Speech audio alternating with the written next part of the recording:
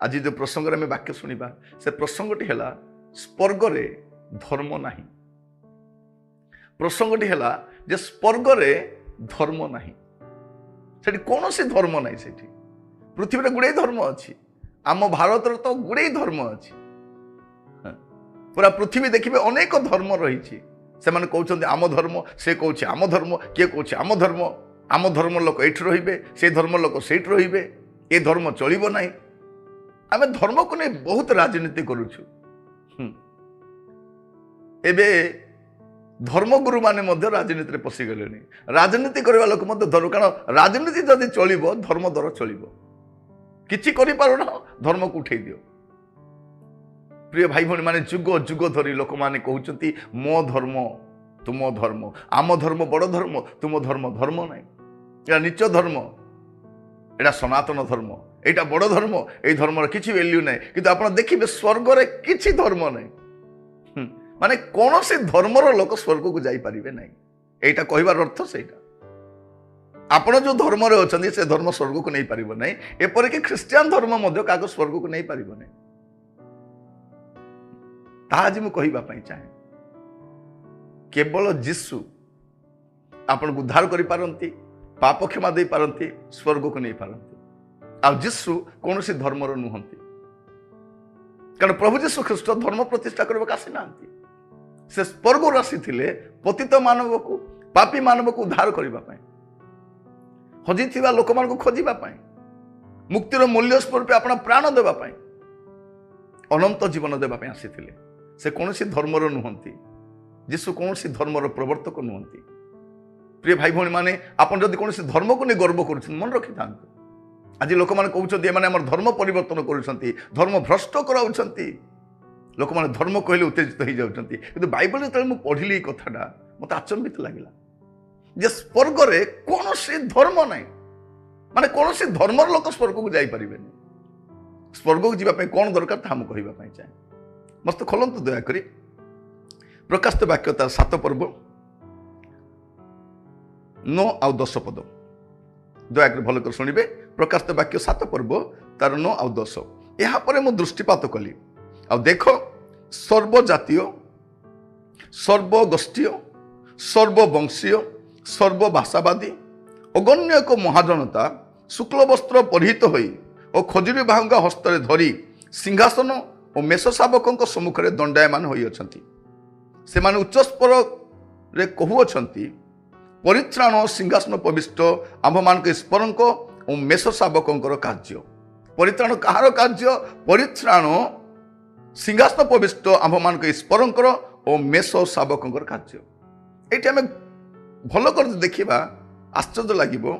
से कहते मो दृष्टिपात कली देख सर्वजातीय, प्रथम सर्वजातीय, सर्वगोष्ठीय, सर्ववंशीय, सर्वभाषावादी, ये गोटे मिसिंग अच्छी। कौन?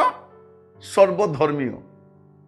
आजिकल आम परस्पर एकाठी रहिबा बोली सर्वधर्म सम्मिलनी एगुड़ा करुचु ना। आम समस्त देखाइबा चाहूँ सब धर्म समान, किंतु एठी देखुचु को धर्म लोक स्वर्ग को जाइना। ये कौन लिखा जाउची?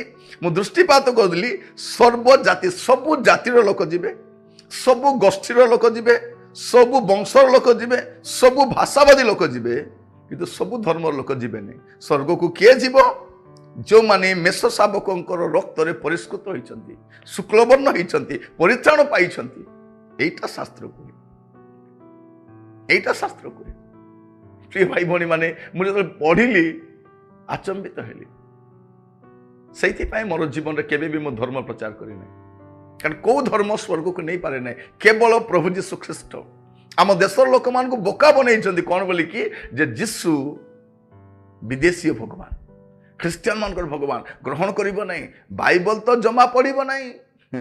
कहीं कहते बाइबल पढ़िबो नहीं बोली करी जानी। बाइबल पढ़िले सत्यता जानिबो, सत्यता जानिले से मुक्त होइतिबो। से जीशु को कौन कहते नहीं नहीं से नीच जातिर लोक मान भगवान, एटा विदेशी भगवान ग्रहण करिबो सेटा तुम जाति पलैबो। आ बाइबल तो पढ़िबो नहीं। एबे मझे बुली बुली कहते लोक बाइबल नहीं पढ़ना है, बाइबल जमा पढ़िबो नहीं। कहीं पढ़िबो नहीं? दुनिया पाठ तो बोलছে बाइबल कहीं पढ़िबो नहीं।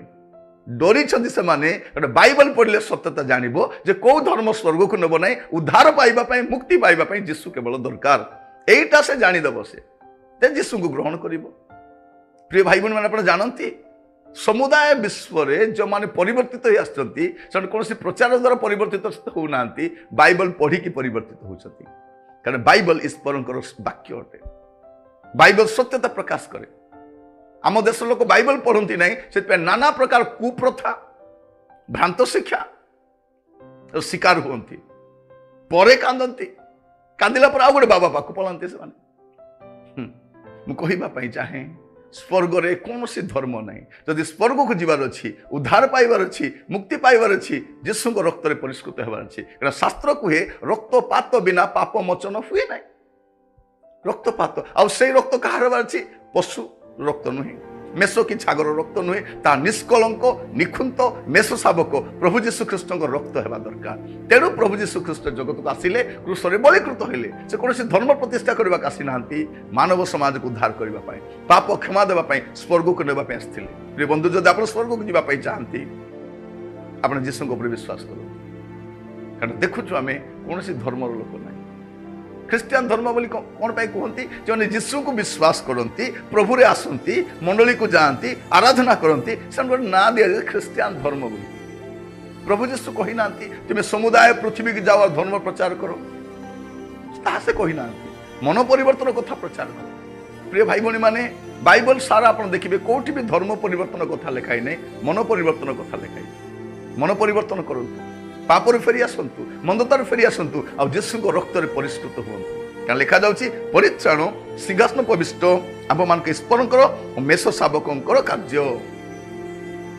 ଆଉ ସେଠି ଆପଣ ଦେଖିବେ ସବୁ ଜାତିର ଲୋକ ଥିବେ, ସବୁ ଗୋଷ୍ଠୀର ଲୋକ ଥିବେ, ସର୍ବବଂଶୀୟ ଲୋକ ଥିବେ, ସର୍ବଭାଷାବାଦୀ ଥିବେ, ଆଉ ଅଗଣ୍ୟ ଏକ ମହାଜନତା। ଏଇଠି ଆମେ ମାଇନରିଟି ଅଛୁ, କିନ୍ତୁ ସେଠି ମୋର ଦେନ୍ ମେଜରିଟି ଥିବା ଅଗଣ୍ୟ, ଗଣି ହେବ ନାହିଁ। ସେଠି ଦ୍ୱାଦଶ ଗୋଷ୍ଠୀକୁ ଗଣି ହେଉଛି ଉପରେ ଉପର ପଦ ଗୁଡ଼ା ପଢ଼ିଲେ ଆପଣ ଜାଣିପାରିବେ ସେମାନେ ଗଣି ହେବ, ସେମାନେ ଯେଉଁମାନେ ଯାଉଛନ୍ତି, କିନ୍ତୁ ଆମର ସଂଖ୍ୟା ଅଗଣିତ ଥିବ। ପ୍ରଭୁଙ୍କ ନାମରେ ଧନ୍ୟବାଦ।